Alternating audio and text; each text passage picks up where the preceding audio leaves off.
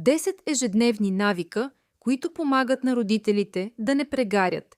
Има една тиха умора, която много родители носят в себе си. Събуждаш се изморена. Денят започва още преди да си готова за него. Бързаш, раздаваш се, опитваш се да бъдеш навсякъде едновременно. Обичаш децата си, но въпреки това се чувстваш претоварена. И понякога дори се появява вина. Вина, че си изморена от живота, за който някога си мечтала.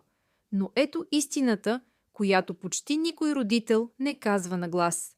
Ти не се проваляш. Ти просто си претоварена. Един известен психолог казва, най-голямата тежест, която едно дете носи, е неизживения живот на родителя. И това ни води до един важен въпрос. Ами ако балансът между работа и родителство не е в това да правиш повече, а в това да правиш правилните неща всеки ден, остани с мен, защото тези 10 малки навика не просто ще ти помогнат да бъдеш по-продуктивна.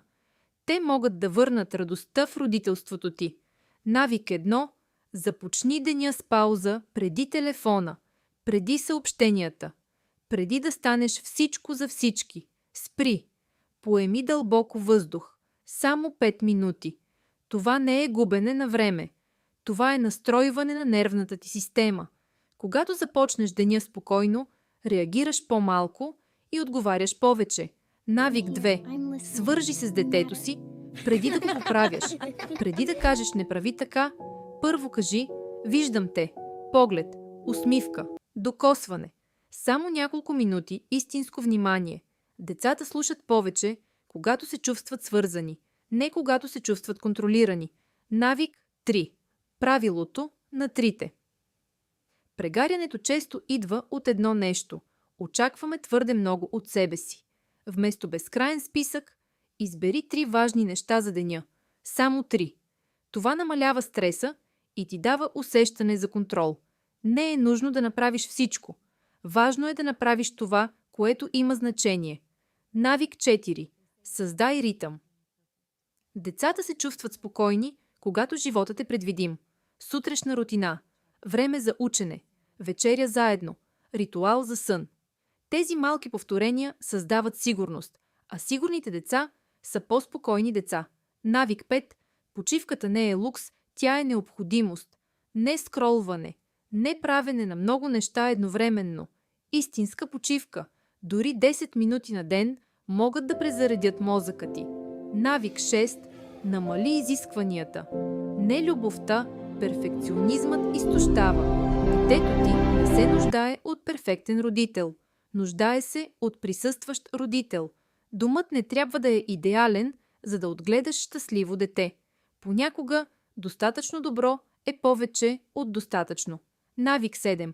Направи преход между работа и семейство. Един от най-големите стресове е превключването на роли от работа към родителство. Създай малък ритуал. Смени дрехите. Измий лицето си. Поседни 2 минути в тишина. Това казва на мозъка ти. Сега съм тук. Навик 8. Един момент на ден. Само за вас. Не трябва да е дълго. Не трябва да е перфектно. Но трябва да е истинско. Разговор. Смях. Прегръдка. История преди сън. Децата не помнят колко си била заета. Помнят как са се чувствали с теб. Навик 9. Завършвай деня с признание. Преди сън си задай един въпрос. Какво направих добре днес като родител? Не какво не си успяла, а какво си направила. Това изгражда вътрешна сила и ти напомня, че се справяш. Навик 10. Сънят е част от родителството. Липсата на сън не е геройство. Тя води до раздразнение, лоши решения и изтощение. Отпочиналият родител е по-търпелив, по-спокоен, по-присъстващ. Сънят не е слабост, той е подготовка. И за финал, балансът не означава да бъдеш супергерой, означава да бъдеш осъзнат. Малките навици, повтаряни всеки ден, създават спокойствие и за теб, и за детето ти. Запомни това. Децата не се нуждаят от родители, които правят всичко. Те се нуждаят от родители, които са емоционално там, а емоционално присъстващите родители не са най-заетите. Те са най-спокойните. Родителството не е състезание, то е връзка. И тази връзка се изгражда ден след ден. Ако това видео ти беше полезно, сподели го с родител, който има нужда да го чуе, и се абонирай. За още съдържание, което променя начина, по който виждаш децата си.